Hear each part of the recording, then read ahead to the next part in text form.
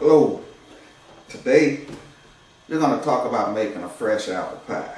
You know, apples are a great source of vitamin C, fiber, pectin, glucose, and water.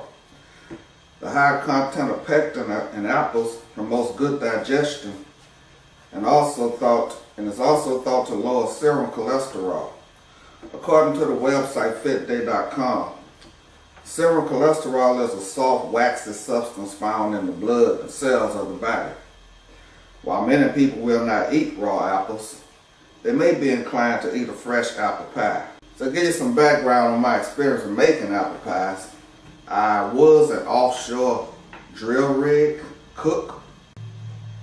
So today we're gonna make a fresh apple pie. And along the way, I explain all the steps, procedures, and the benefits, which would include, number one, is no preservatives. Matter of fact, the only preservative that we're going to have in this particular apple pie would be the pie shell itself. So here we are back with all of our ingredients for our pie filling. Here to my left, we have a half a cup of flour, a fourth of a teaspoon of cinnamon, a fourth of a teaspoon of nutmeg, and a half a cup of sugar. Over here we have our bowl of sliced apples. So here we have a frozen pie shell. We got the empty bowl right here that we're going to use to combine all our ingredients.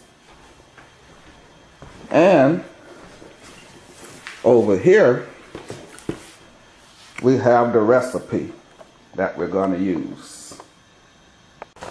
Okay, so here we go. We're going to put our ingredients in the big bowl.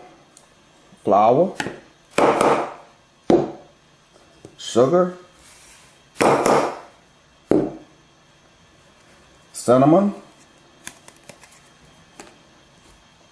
and nutmeg. We're going to shake it up, kind of combine those ingredients, get them all incorporated real good.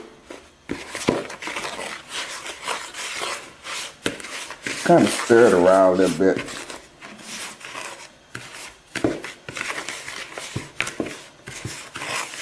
There we go. Now you want to get this stirred in and incorporated real good and try to pinch any little humps or bumps that you might find up in there.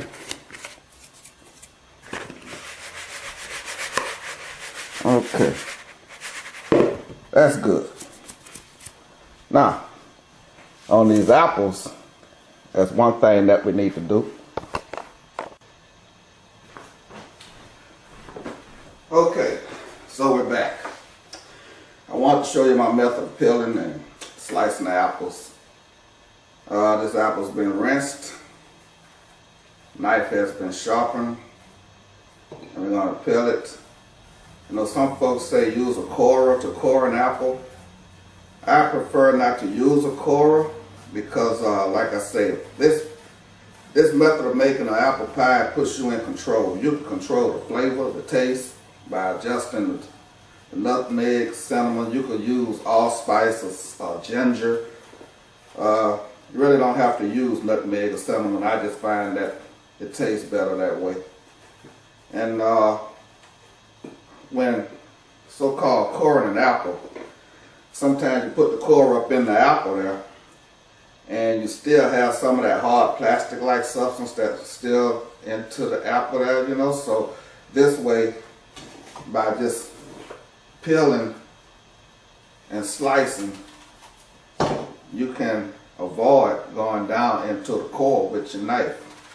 That way what you'll end up with is just pure apple slices and you've avoided the core. And when I get here, I want to slice maybe about a quarter of an inch thick. Don't want to go too thin because the heat will cause your apples to basically just cook away and you end up with applesauce. and not a lot of substance invited to the pie. So now, okay, we got that sliced up. All our apples are in. Set this aside.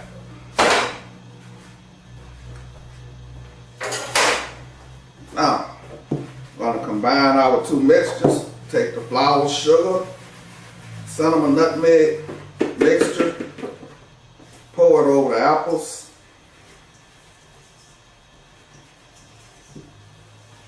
Just let it all get over there.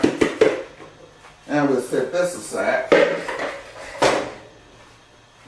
Then we just kind of want to get those apples all coated with this mixture here.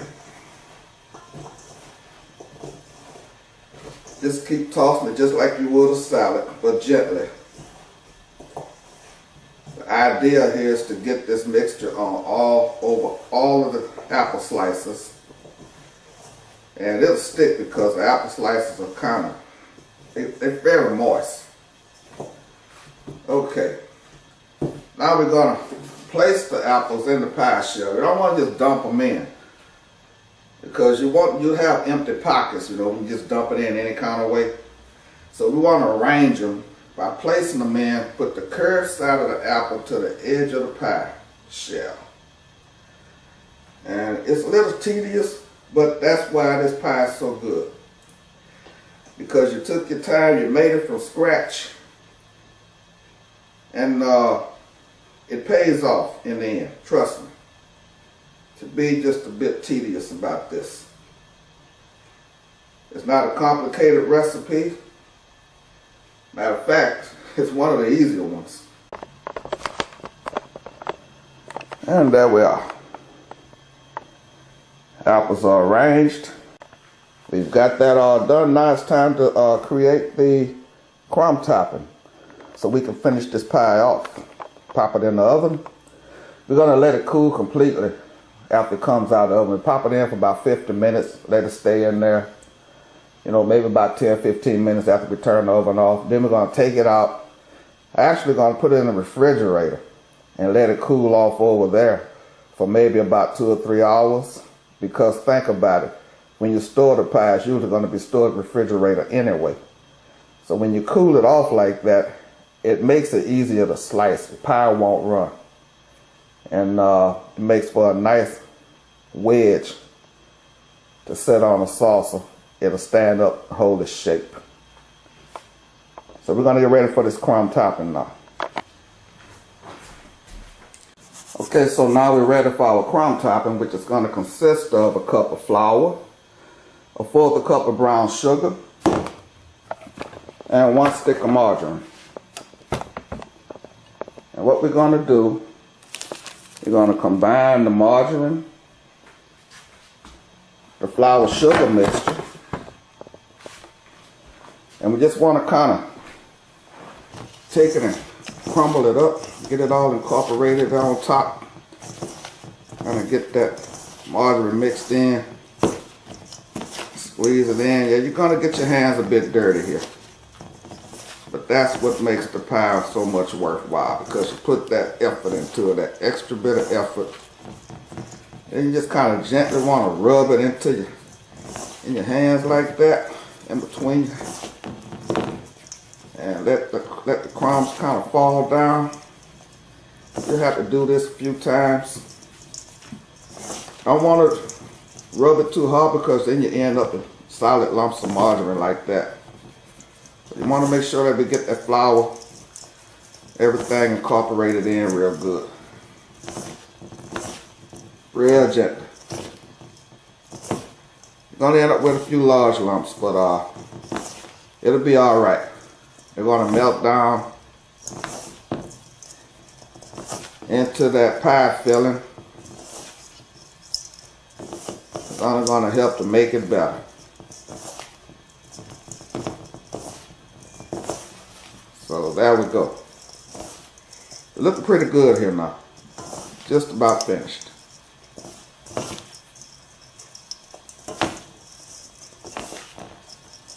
There we are. Now, I'm going to take the pie, and sit it right here. Make sure we got a good view of it. There we are.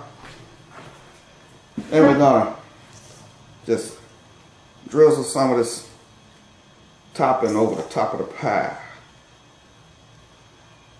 There we go. Everything is like arranged. I don't want to just dump stuff.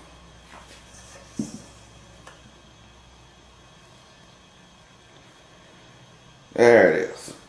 Pat it down. We want to use all of it too. We paid for it. We're going to get the use out of it. There we go. Just kind of pat it down. You don't want to get it patted in too tightly. Just kind of like, you know, where it don't fall off, you know, when you're moving the pie to the oven.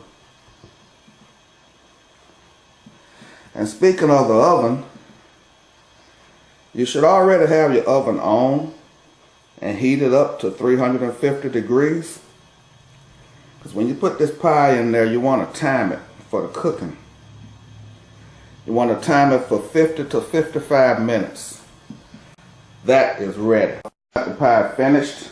We get ready to pop it in the oven. You're going to let it stay in there for about 50 to 55 minutes. We'll let it sit for about 15 minutes in the oven after we shut it down. And then we'll transfer it to the refrigerator for about maybe 2 hours. Make sure it gets thoroughly cooled off. We'll pull it out, take a slice, take a bite, and then you'll have a recipe for a homemade fresh apple pie. Okay, so now it's been 2 hours. Pie's been in the refrigerator, and now it's cool. Cool completely. So now we'll take a slice. See what it tastes like.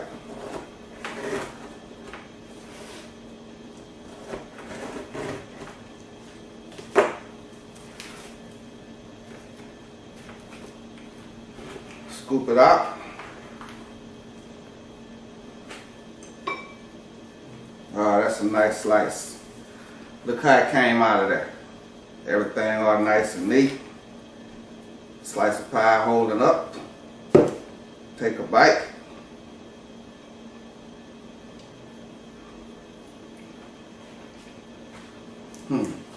The best.